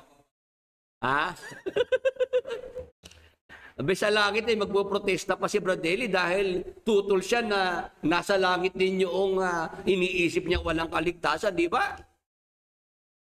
Doon pa lang makikita mo na may problema talaga turo ni Brad Eli. Wala tayong say kung sino ang gusto ng Diyos na dalhin niya sa langit. Amen. Ang Diyos ang may-ari ng langit, kaya siya masusunod. Tama po. Tama po ba sa mga nasa Facebook, nasa YouTube? Ang tagapagligtas si Jesus Christ. Kaya yung magnanakaw sa krus, sigurado kaligtasan nun. Hindi nga yun tumanggap ng water baptism, di ba? Hindi na dumaan sa water baptism yun Kaya para ituro ng iba na para maligtas, tanggapin ang water baptism, kalokohan po yun, di totoo yun. Ang water baptism, ipinagkakaloob yan sa naligtas na dahil sa pananampalataya sa Panginoong Jesucristo. Kung may pagkakataon po na kayo po ay makatanggap ng water baptism, tumanggap kayo ng water baptism, wag niyong iiwasan. Di ba? Kung may pagkakataon po kayong matanggap ang water baptism, pero para ituro na yung water baptism, kailangan para ka maligtas. Yung water baptism, makakapagpatawad ng kasalanan, makakapaglinis ng kasalanan, maling turo na naman yan ni Brad Eli. Ang tagapagligtas ay si Jesus Christ. Ang makakalinis, makakahugas ng ating mga kasalanan, ang dugo ni Jesus Christ. Amen! Praise the Lord. Hallelujah. Yan ang dapat po nating maintindihan. Si Jesus Christ ang tinutukoy na dukhang pantas na lalaki na tagapagligtas. Anong katunayan? Na si Jesus Christ nga po ang tagapagligtas. Basa, 1 Juan 4:14. Ito po ang nakasulat at nakita natin at sinasaksihan na sinugo ng Ama ang Anak upang maging tagapagligtas ng sanglibutan. Si Jesus Christ, sinugo ng Ama upang maging tagapagligtas ng sanglibutan. Nakikinig po ba ang mga nasa oneness theology? Yung paniniwalay oneness, ang Ama, siya rin si Jesus Christ. si Jesus Christ, siya rin ang Ama. Sa binasa nating talata, maliwanag. Ang Ama, sinugo ang Anak upang maging tagapagligtas ng sanglibutan. Iba yung Ama sa Anak. Ang Ama ang nagsugo, ang Anak ang isinugo. Amen. Tagalog naman yan para hindi nyo maintindihan. Paano sa mga oneness, ang Ama, siya rin si Jesus Christ. Si Jesus Christ, siya rin ang Ama. Iba yung Ama sa Anak kasi ang Ama ang nagsugo. Ang isinugo, yung Anak. Ang Anak na si Jesus Christ, isinugo ng Ama upang maging tagapagligtas ng sanglibutan. Nagkakaintindihan po. Ang dukhang pantas na lalaki, iniligtas niya ng kanyang karunungan ang bayan. Lapat yan kay Jesus Christ, hindi kay Eli Soriano. Ngayon, kung si Jesus Christ ang sinugong tagapagligtas ng sanglibutan, ano kailangan para tayo maligtas? Juan 3. O sa Gawa 4:11-12, ito po ang ating mababasa. Ang Jesus na ito,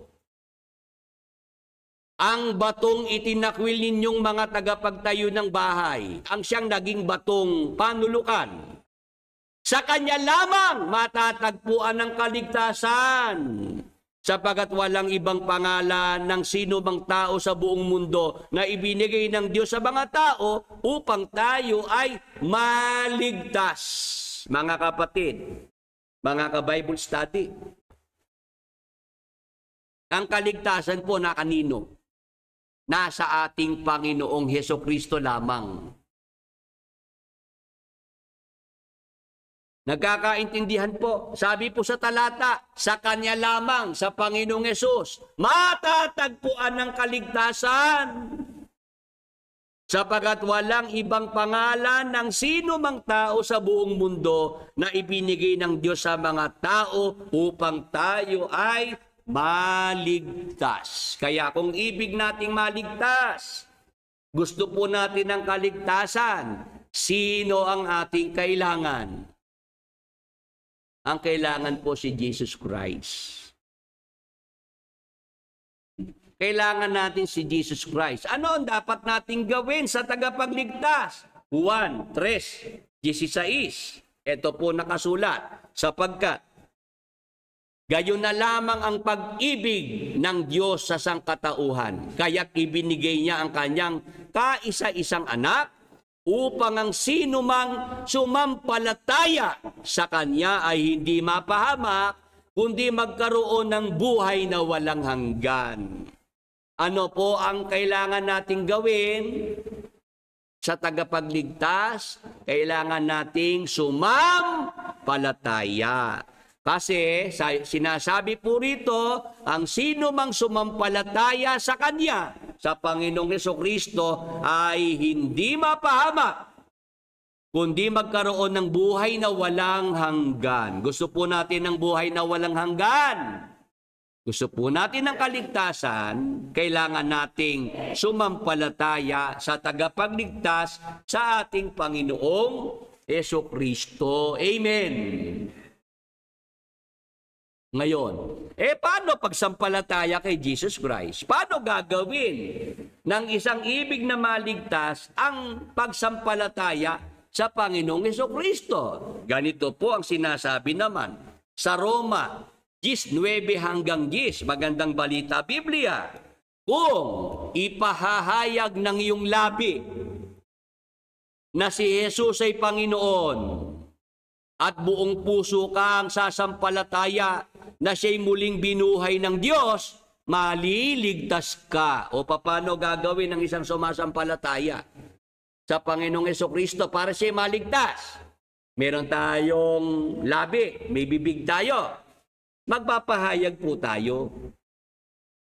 Gagamitin natin ang ating labi, ang ating bibig para magpahayag. Ano ang ating ipapahayag? Kung ipahahayag ng iyong labi na si Jesus ay Panginoon at buong puso kang sasampalataya na siya'y muling binuhay ng Diyos, maliligtas ka. Sa mga nakikinig sa Facebook, YouTube, sa mga gustong maligtas, ito gawin natin. Ang ating mga bibig, gamitin natin para magpahayag. I-confess natin si Jesus Christ ang ating Panginoon, ang ating tagapagligtas. Amen. Ipahayag natin na tayo sumasampalataya na siya'y muling binuhay ng Diyos. Ano resulta? Maliligtas ka sa talatang 10. Sapagkat sumasampalataya ang tao sa pamamagitan ng kanyang puso at sa gayon ay pinapawalang sala ng Diyos. Nagpapahayag naman siya sa pamamagitan ng kanyang labi at sa gayon ay naliligtas. Gawin natin mga kapatid, mula sa ating puso, ipahayag ng ating mga labi na si Jesus ay ating Panginoon, ating tagapagligtas, nabuhay siyang mag-uli mula sa mga patay. Amen. Yan tayo magkakaroon ng kaligtasan. Sa pamamagitan ng pananampalataya sa ating Panginoong Hesukristo na siyang dukhang pantas na lalaki. O ngayon, pag binalikan natin yung 9:15 ng Ecclesiastes, meron akong gustong ipapansin sa inyo. Ano po yon? May nasumpungan nga roong isang dukhang pantas na lalaki at iniligtas niya ng kanyang karunungan ng bayan, gayon may walang umalaala sa dukhang lalaking iyaon. Ang ating Panginoong Hesukristo, di po ba siya nga ang tagapagligtas? Ano nangyari sa tagapagligtas? Marami po, hindi nga kinikilala si Jesus Christ na tagapagligtas. Hanggang ngayon, mismong sa Israel, mga kalahi niyang Hudyo, hindi naniniwalang si Jesus Christ ang Mesiyas, ang tagapagligtas. Tapos, meron din naman, hindi naman naniniwala na yung ginawa ni Jesus Christ sa krus, sapat yun para sa kaligtasan. Kaya kailangang magturo si KDR na gumawa ng mabuti para maligtas. Magpakain sila ng lugaw para sila maligtas. Ganun eh. Merong mga hindi nagpahalaga dito sa dukhang pantas na lalaki na tagapagligtas na siyang ating Panginoong Hesukristo. Meron hindi pinapaniwalaan na yun ngang ipinanganak sa Israel, yun ngang nangaral doon, yung ipinako sa krus, yun nga ang Mesiyas. Hanggang ngayon hindi sila kumikilala, naniniwala. Meron naman, hindi naman pinapaniwalaan na sapat na yung ginawa ng Panginoong Hesukristo sa krus. Kaya kailangan nilang gumawa para sa kaligtasan nila. Sabi, kung ganun pala ang kaligtasan, maliligtas ka sa iyong gagawin. Lumalabas, talagang baliwala yung ginawa ni Jesus Christ, di ba? Tama po ba? Pagka pinag-aralan mo, baliwala pala yung ginawa ni Jesus Christ kasi maliligtas ka sa pamamagitan ng sarili mong gawa. Kaya ang sabi rito, walang umaalaala sa dukhang lalaking yaon. Sa mga hindi kumikilala, sa mga hindi nakakaunawa, walang pag-alaala na ginawa dito sa dukhang pantas na lalaki na siyang ating Panginoong Hesukristo. Ngayon, bilang tayo naman po'y mga Kristiyano na sumasampalataya, kumikilala sa Panginoong Hesukristo, nagpapahalaga sa kanyang pagliligtas na ginawa. Ano ngayon ang obligasyon natin? Na tayo pong mga sumasampalataya sa tagapagligtas. Basa, huling talata po sa unang Korinto 11:23-26. Ito po ang dapat gawin ng lahat ng mga sumasampalatayang Kristiyano. Sapagkat tinanggap ko sa Panginoon ang ibinibigay ko naman sa inyo. na ang Panginoong Hesus ng gabing siya ipagkanulo ay dumampot ng tinapay.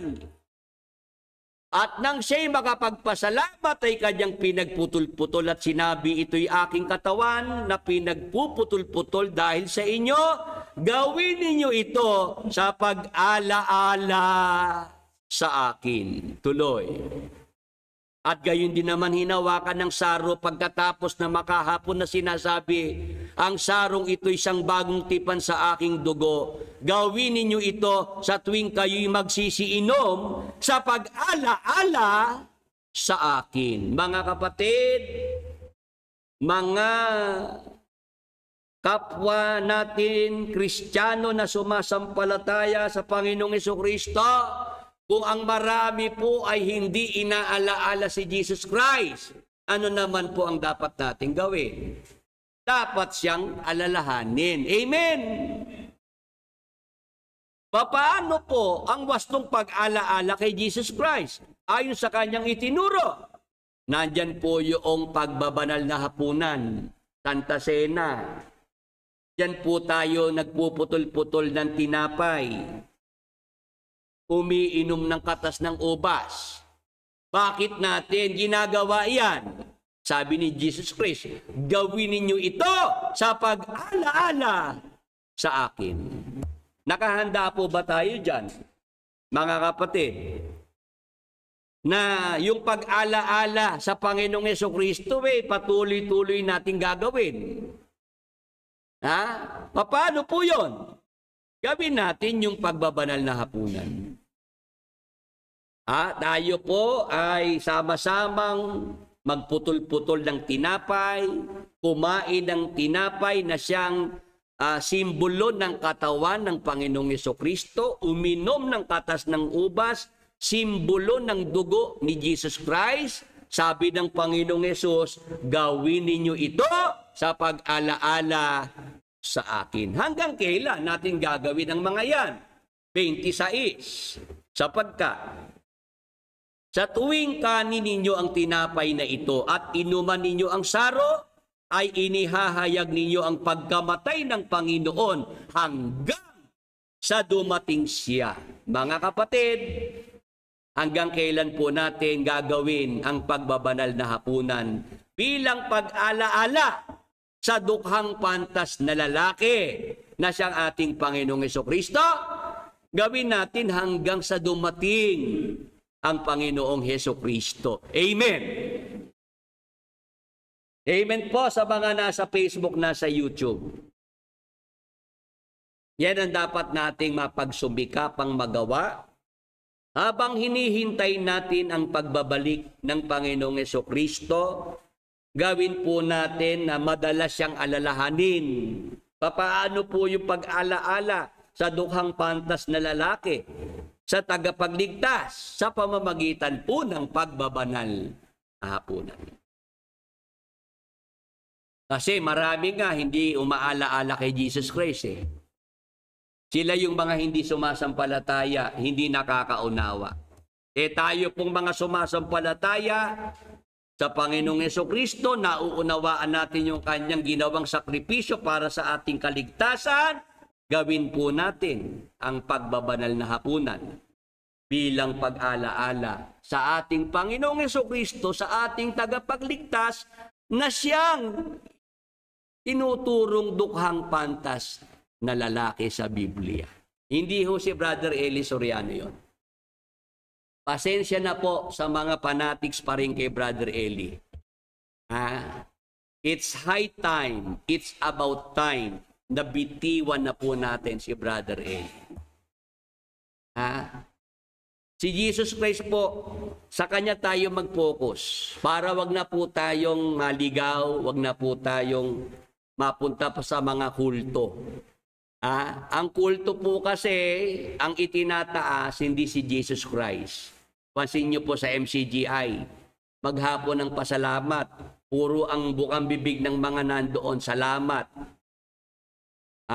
Kay Brad Eli, salamat kay Brad Daniel. Di ba? Noong araw. Ngayon wala na yung Brad Eli. Puro Brad Daniel na lang ngayon. Meron pa silang awit, mahal na kuya. Di ba? O kulto talaga. Nagkaroon pa ng piyesta ng Diyos, meron pang pinarada po na rebulto nung kuya nila. Kaya ho talaga kita-kita mo yung pagkaligaw, yung pagiging kulto. Basta po ang isang iglesia, isang samahan, mayroong ibinibida na tao.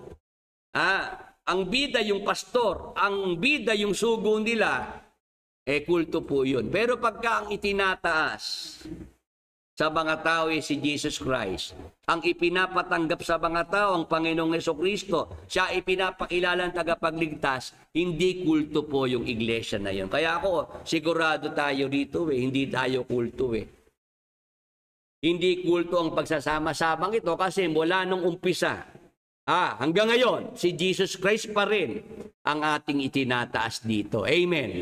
Praise the Lord. Hallelujah. Hanggang dito po ang ating paksa. I hope marami po sa ating mga ka-Bible study ang na-bless dito po sa ating paksang pinag-aralan. Sige po, yung ating mga prayer request, bigyan na po natin ng pagkakataon ngayong umaga. Pakibigay po ang pangalan ng tao na may sakit, kung ano po sakit, karamdaman ng tao na kailangan po ng prayer. Sige po, para po kay Brian Miguel, pag-pray po natin yung kanyang dry eyes and dry mouth. Meron kasi siyang autoimmune disease. Sige po, sa pangalan ni Jesus, sa dugo ni Jesus, autoimmune disease, dry eyes, dry mouth, inuutusang mawala sa katawan ni Brother Brian Miguel. Sa pangalan ni Jesus, sa dugo ni Jesus, ipagkaloob ang kagalingan sa mga mata, sa bibig at buong katawan ni Brother Brian Miguel. Be healed and be restored in Jesus' mighty name. Thank you, Lord Jesus Christ. Amen. Sige po, pag-pray po natin si Delwin Balcos na may colon cancer. Sa pangalan ni Jesus, colon cancer, inuutusang mawala sa katawan ni Delwin Balcos. Sa dugo ni Jesus, pinapatay ang lahat ng cancer cells sa katawan ni Delwin Balcos. Sa dugo ni Jesus, ipagkaloob ang kagalingan. Be healed in Jesus' mighty name. Thank you, Lord Jesus Christ. Amen. Blood cancer naman po kay Judith Teus Ribo. Sa pangalan ni Jesus, sa dugo ni Jesus, blood cancer, inuutusang mawala sa katawan ni Judith Teus Ribo. Sa dugo ni Jesus, ipagkaloob ang kagalingan. Be healed in Jesus' mighty name. Thank you, Lord Jesus Christ. Amen. Para naman po sa mga ibinebentang property ni Sister Ninette Alvarez, sige po, sa pangalan ni Jesus, sa dugo ni Jesus, inaalis ang anumang hadlang sa gabal sa pagbebenta ng properties ni Sister Ninette Alvarez. Sa dugo ni Jesus, ipagkaloob na magkaroon ng sure buyer na bibili ng mga properties ni Sister Ninette Alvarez. In Jesus' mighty name. Thank you, Lord Jesus Christ. Amen. Para naman po sa rayuma ni Nanay Becca Reposo, sa pangalan ni Jesus, rayuma, inuutosang mawala sa katawan ni Nanay Becca Reposo. Sa dugo ni Jesus, kagalingan ay ipagkaloob sa buong katawan ni Nanay Becca Reposo. Be healed in Jesus' mighty name. Thank you, Lord Jesus Christ. Amen. Para naman po kay Romulo Agacer, glaucoma. Sa pangalan ni Jesus, glaucoma, inuutosang mawala sa mga mata ni Romulo Agacer. Sa dugo ni Jesus, ipagkaloob ang kagalingan sa mga mata ni Romulo Agacer. Be healed in Jesus' mighty name. Thank you, Lord Jesus Christ. Amen. Daryl Cruz, arthritis sa kamay. Sa pangalan ni Jesus, arthritis sa mga kamay, inuutosang umalis kay Daryl Cruz. Sa dugo ni Jesus, padaluyin ang kagalingan sa mga kamay ni Daryl Cruz. Be healed in Jesus' mighty name. Thank you, Lord Jesus Christ. Amen. kay Brother Jerry Liboon, ipagkaloob na ma-release ang benefit sa pag-ibig. Sige, sa pangalan ni Jesus, sa dugo ni Jesus, ipagkaloob na ma-release as soon as possible ang maturity benefits sa pag-ibig account ni Brother Jerry Liboon in Jesus' mighty name. Thank you, Lord Jesus Christ. Amen. Para naman dito kay Victor Gomez, Cataract, Bukol Almoranas. Dugtong-dugtong po kasi, Brother Victor Gomez, medyo,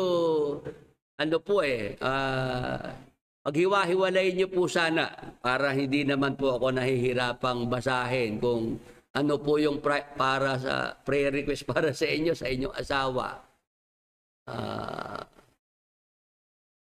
Ayusin niyo po sana, wag po kayo magagalit sa akin. Mahirap po kasi basahin yung dikit-dikit eh. Baka ho yung sakit eh magkapalit-palit.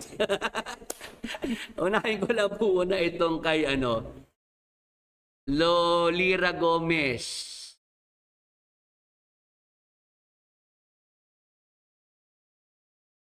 Yun, hindi naman po nakalagay kung ano po sakit ng nanay Lolira Gomez. Saka yung inyong ate kung ano mga sakit. Hindi ko po alam.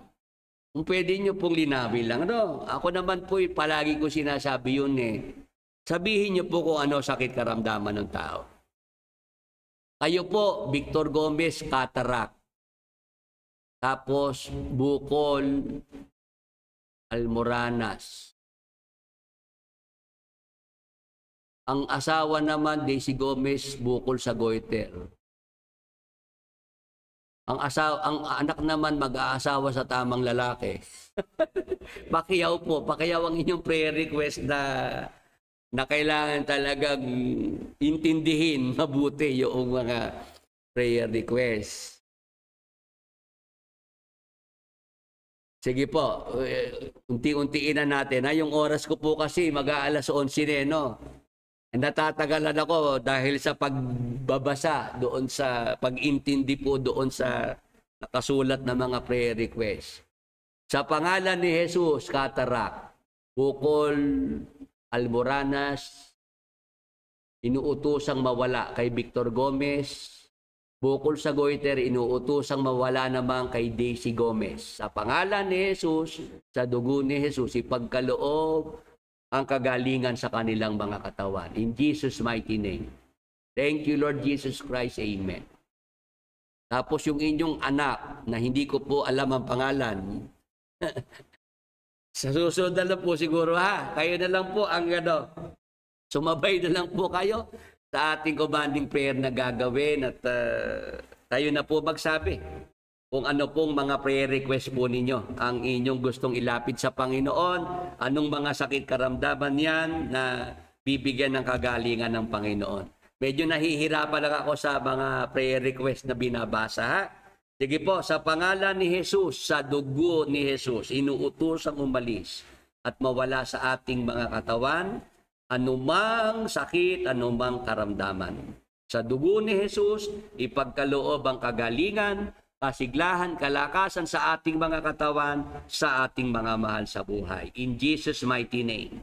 Thank you, Lord Jesus Christ. Amen. Sige po, yung mga pinag-pray natin sa programa, sumabay sa ating commanding prayer. Kung pwede pong magbigay kayo ng update, kumusta po kayo, ano po ang inyong natanggap na kagalingan mula sa Panginoong Hesus, instant healing or gradual healing. Tayo po'y magpasalamat sa Panginoong Hesukristo. Gawa po tayo ng video testimony para magpasalamat sa Panginoong Hesukristo. Hanggang dito po muna ang ating Bible study ngayong umaga. Inaanyayahan ko po ang ating mga ka-Bible study para po sa isang panalangin ng pagpapasalamat sa Panginoong Diyos. Manalangin po tayo.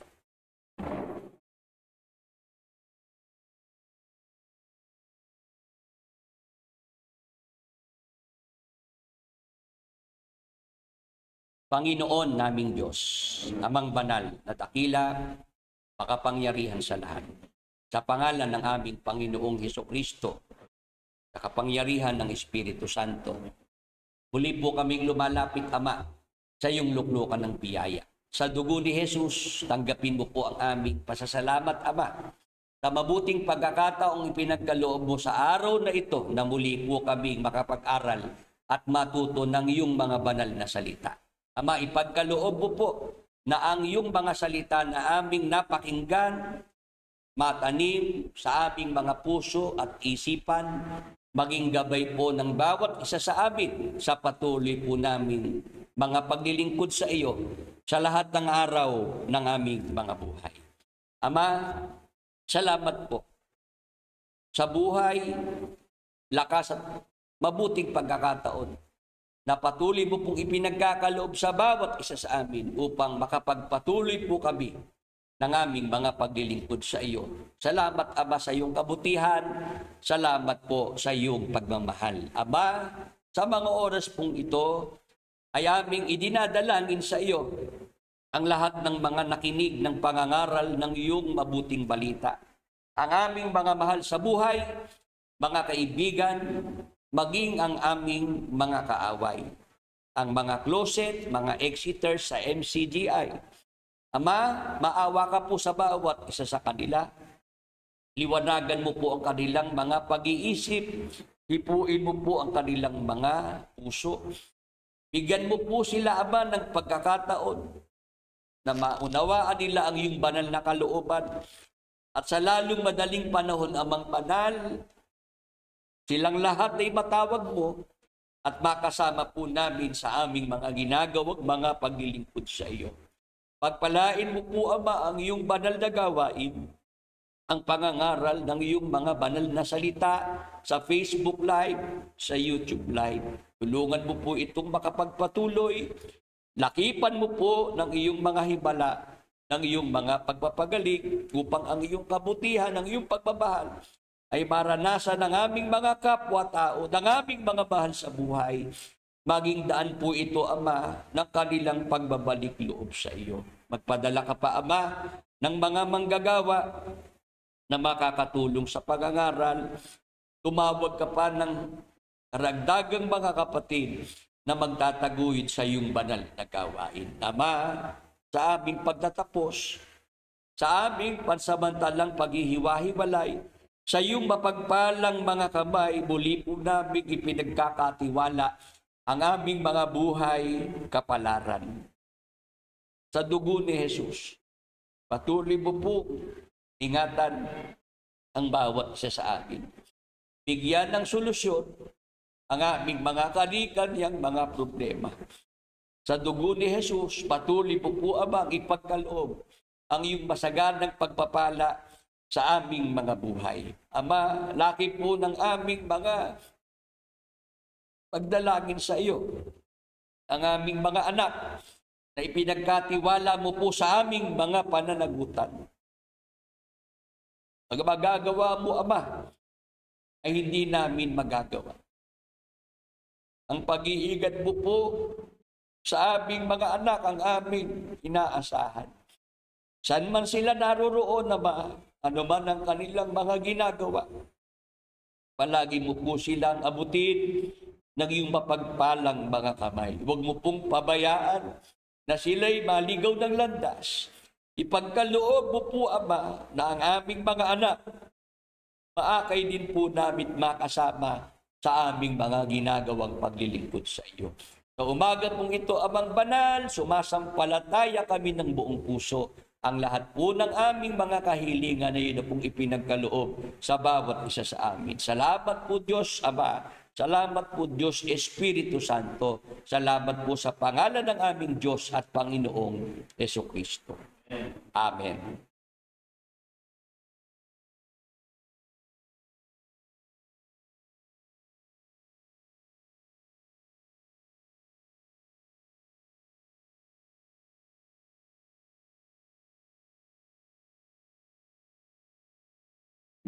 Paalam na po sa lahat ng ating mga ka-Bible study, sa ating mga kapatid. Salamat po sa inyong oras. Salamat din po sa inyong mga suporta sa programa. Patuloy po tayong pagpalain ng ating Panginoong Diyos. Magandang araw po sa inyong lahat.